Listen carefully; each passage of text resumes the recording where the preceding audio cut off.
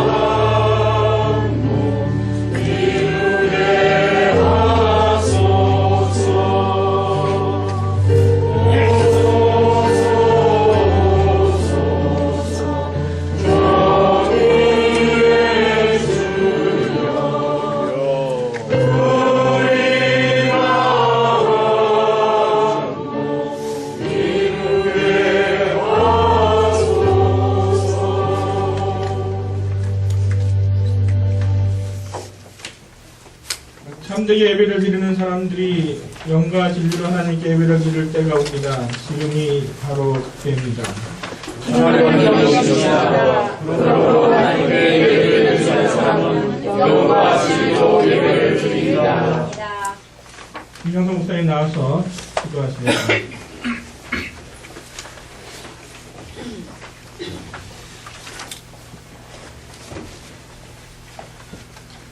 어둠 가운데서 빛을 비추사 새롭게 살아갈 소망을 주시는 은총의 하나님, 이 어둠의 역사 속에서 주님의 은총을 기다리며 자비하신 주님 앞에 엎드립니다. 생명의 싹이 다시 트는 이때에 나무에는 새 잎이 돋아나고 꽃들은 차례로 피어나 생명의 신비를 노래하라 하지만 우리는 차마 기쁨의 노래를 부를 수가 없습니다. 주님께서 십자가 위에서 나의 하나님, 나의 하나님, 어찌하여 나를 버리시나이까 고통 가운데 절규하셨던 것처럼 우리도 그렇게 절규할 수밖에 없습니다. 이 땅의 참담한 고통과 눈물과 아픔 속에서 어찌하여 주님께서는 그리도 멀리 계시느냐고, 어찌하여 주님은 숨어 계시느냐고 탄식하며 부르짖습니다. 그러나 주님은 그 고통 중에 함께 계셨고 그 참담함 속에 함께 계셨습니다. 우리가 죄를 지었습니다. 하나님보다 세상을 더 사랑하여 만몬이 지배하는 세상을 만들었고 사탄을 숭배하는 세상을 만들었습니다. 많이 가진 자는 더 많이 가지려고 가난한 자를 기만하고 착취하며 권력은 자본과 결탁하여 더러운 질서를 굳게 세우고 있습니다.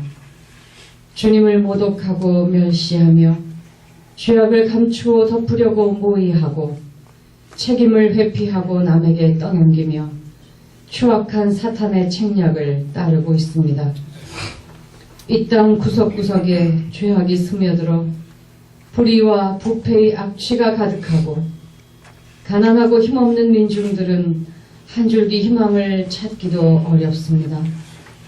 불안과 두려움에 쌓여 희망을 잃고 있습니다. 야훼여 일어나소서. 주님이시여 손을 드소서. 이 땅에 공평과 정의를 세워주시고 죽임을 생명으로 바꾸는 새로운 질서를 세울 수 있도록 주의 영으로 역사하여 주옵소서.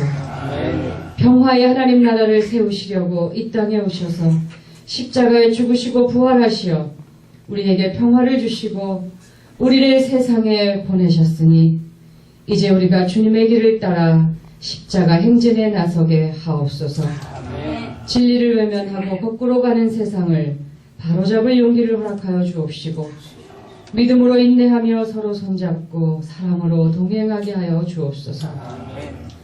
그리스도의 몸을 허물어 모든 막힌 담을 허물고 화해의 길을 열어주셨사오니 악한 질서가 사람을 차별하고 눈멀게 하고 그 악한 질서의 포로가 되게 한 이 현실 속에서 이제 우리가 하나님 나라의 새로운 질서를 선포하고 생명과 평화의 세상을 함께 만들어가게 하옵소서.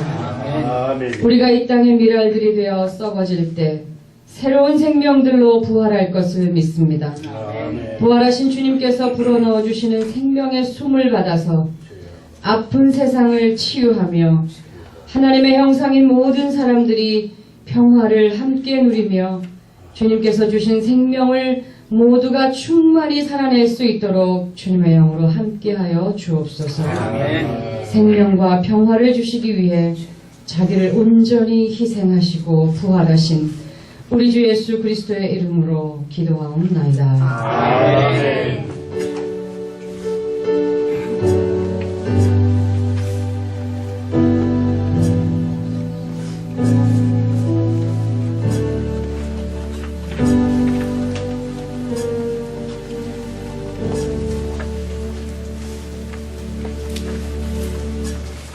하나님 말씀을 김가 목사님 나와서 공부하겠습니다.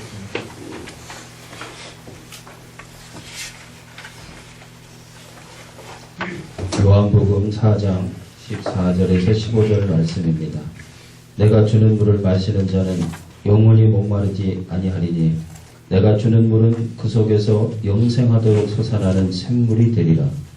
여자가 이르되 주여 그런 물을 내게 주사 목마르지도 않고 또 여기 물 기르러 오지도 않게 하옵소서. 요한일서 1장 1절 말씀입니다. 태초로부터 있는 생명의 말씀에 관하여는 우리가 들은 바요 눈으로 본 바요 자세히 보고 우리의 손으로 만진 바라. 아멘. 이는 하나님의 말씀입니다.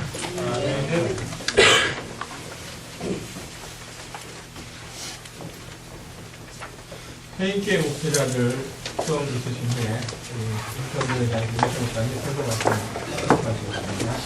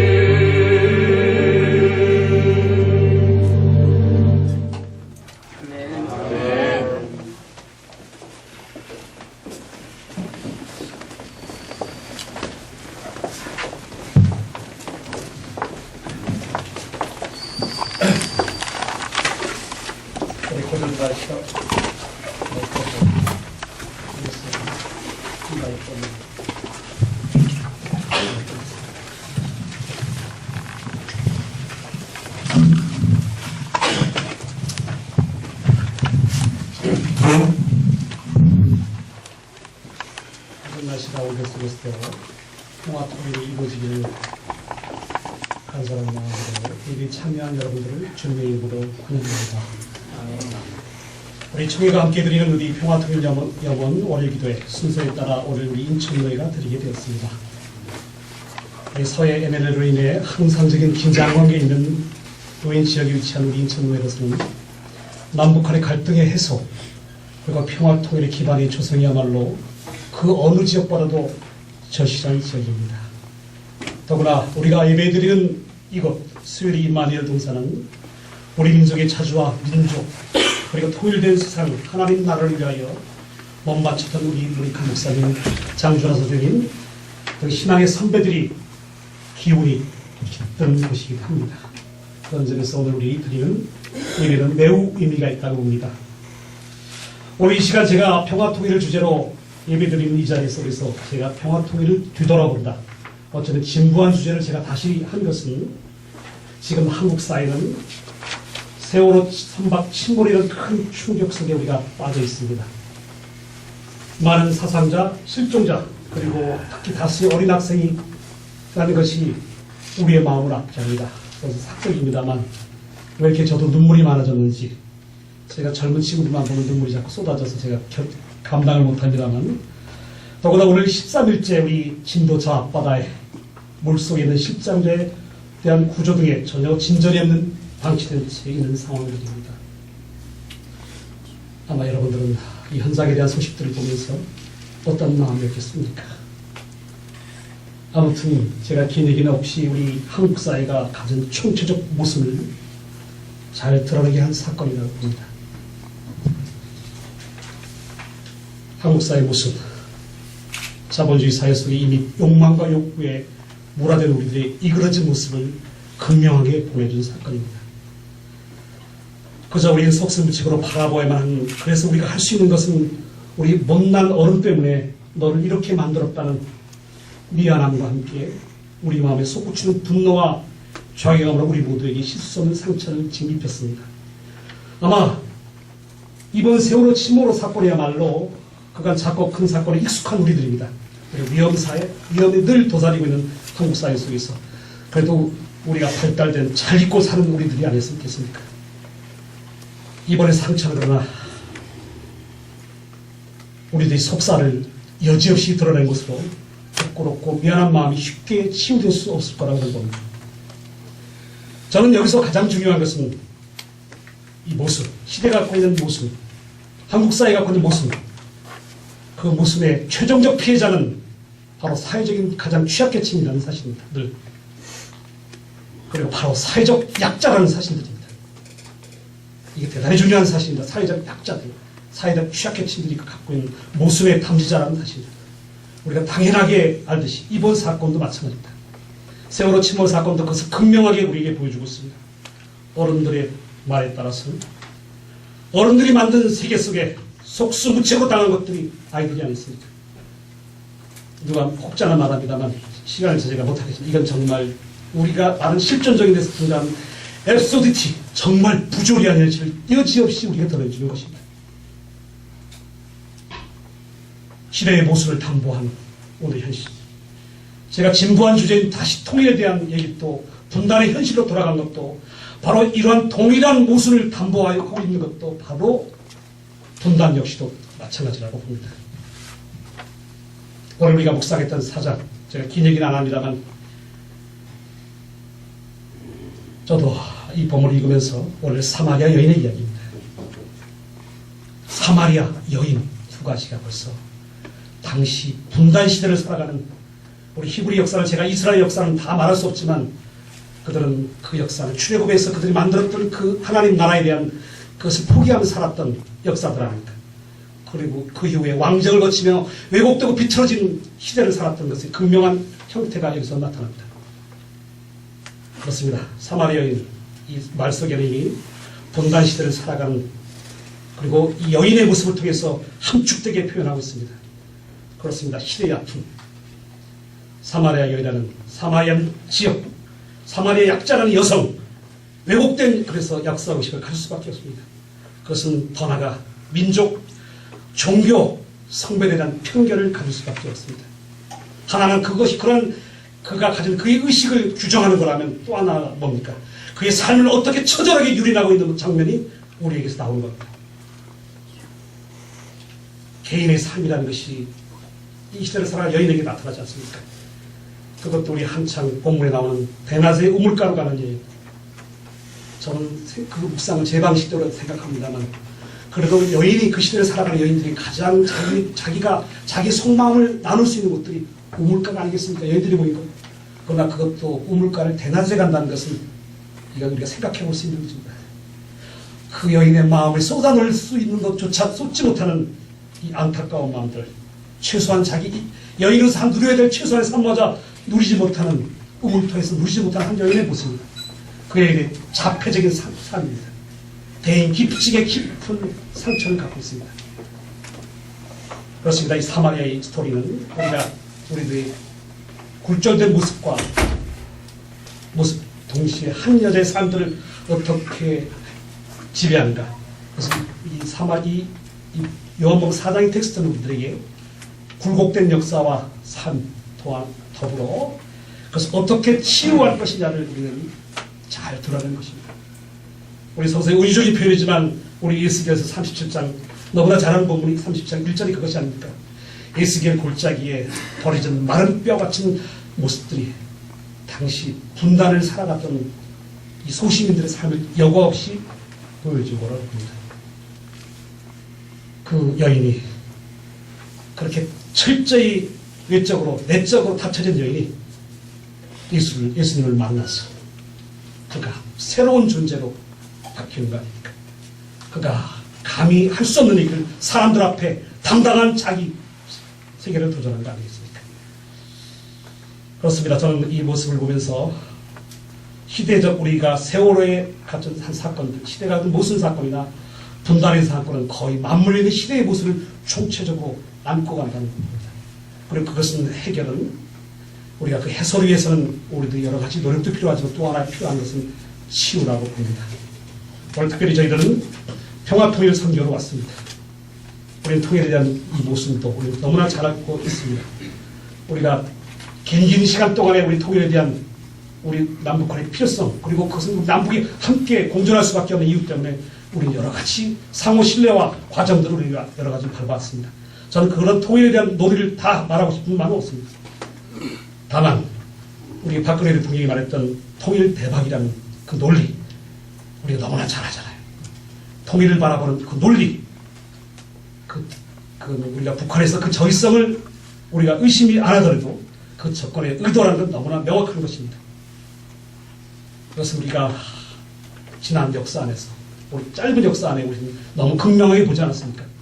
국정원도 국가공적 권력을 통하여 대대적인 선거부정을 저지르고 이런 국기문란에 대하여 국가적인 정의를 세우는 노력은 방기한 채 ML의 문건을 통하여 다시 한번 우리 분단저지대 민족의 문제를 정권주의 차원의 냉전의 잣대를 통하여 국론을 분열을 일삼고 이후 정당의 정치적 이해관계를 위하여 감히 상상할 수 없는 국가 권력을 통하여 힘을 이용하여 외교문서를 위조하여 서울시 공무원 사건 여러분 간첩단 사건 너무 잘할 것입니다. 그렇습니다. 무시무시할 정도로 권력의 유지를 위해서는 무엇인지 다 할 수 있는 것들이 지금 아닙니까? 경제적 득실을 위하여 무엇인지 할 수 있습니다. 쌍용 노동자 가족들을 집단적으로 죽음으로 몰아가는 우리 죽음의 행진이 지금 계속이 되지 않습니까? 재벌 기업 등을 위하여 노동자의 남은 최소한의 노동자들의 권리마저도 손해배상등 개인의 재산을 차입하는 아마 초국가적인 초대미문의 사건이 우리나라에서 벌어지고 있는 것이 아닙니까? 아무튼 권력의 무한질주, 민주주의가 무너진 일방통행의 사회적 정의가 사라지고 견제가 사라진 이 속에서 우리 어떤 현실입니까? 외견상 우리는 우리 삶을 살아가는 방식은 나아져 보지만 우리를 억압하는 모든 형태는 보이지 않는 곳에서 여전히 우리를 얼거맨 끈으로 작용한다고 봅니다. 저는 이 자리에 우리 2014년에 우리가 맞는 특별히 우리 부활절 저는 여기에 의미가 무척 있다고 봅니다.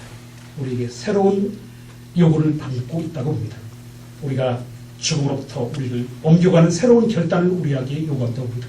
제가 좋아하는 책 중 하나가 하비 콕스가 쓴 신의 혁명과 인간의 책임입니다. 하나님은 세상이 그의 관심과 사랑의 대상이라고 하십니다. 그러나 이와 다르게 인간의 욕구와 욕망으로 인해서 갈등하며 그렇게 변하지만 하나님은 교회 속에 정형한 형태로 있는 것이 아니라 여전히 그분은 우리를 향한 그 구원을 위하여 그 세상을 향한 구원을 위해서 그는 새로운 존재로 우리에게 끝없이 그런 자신 고난에 응답하는 존재라고 봅니다.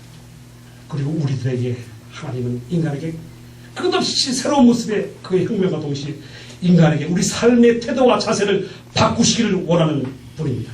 그분은 그래서 모세를 부르고 당신의 사람들을 불렀던 것입니다. 우리 많은 아픔에 지금 처져 있습니다. 제가 긴 시간이 없어서 못합니다만 제가 좋아하는 또한 시 중에 하나가 우리 도정원의 시인의 축복이 아니겠습니까? 육신의 병이 걸려서 상당히 어려운 지경에서 다 읽을 수 없습니다만 끝머리입니다만 육신의 병이 조금 들었다고 어이 불행이라 말하랴. 내게 오는 건 통증조차도 축복이다. 죽음도 통곡도 축복으로 받고 오지 않았는가. 이번 어이 매화꽃만 축복이야. 내게 오는 건 시련도 비명도 다 축복이다. 어쩌면 우리 2014년 우리가 맞이하는 지금 우린 절대 절망처럼 보이는 것처럼 우리는 탓할지 모르지만 이것 또한 하나님이 주신 축복의 시간이며 우리를 부르신 하나님께서 우리를 새롭게 하셔서 우리를 새롭게 부활의 한 증언자로 부활의 사건의 담지자로 우리를 요구하시는 것이 아닌가 합니다. 요한은 우리에게 일서는 우리에게 다시 말합니다. 거듭 말합니다. 요한은 오늘 본문에서 우리가 말하죠. 태초부터 있는 생명의 말씀에 관하여서는 우리가 들은 바요, 눈으로 본 바요, 자세히 보고 우리 손으로 만지는 바요. 우리의 요구하십니다. 부활을 그저 그런 이야기로 듣고 고백한 것이 아니라 여러분 부활을 만지고 보는 증언자가 되기를 원합니다. 우리들의 민족에 우리가 담고 있는 이 아픔들을 우리가 극복하는 과정들이 우리에게 누인 과제입니다. 우리가 만들어야 될 평화로운 세상도 우리들의 과제입니다. 이 일에 여러분 함께 동참하고 우리의 사랑을 나누고 꿋꿋한 마음으로 우리가 동시된 마음으로 우리 붙들고 이겨서 그것도 하나의 축복으로 평화 통일된 세상을 우리가 만들어 갑시다. 다 같이 묵상하겠습니다.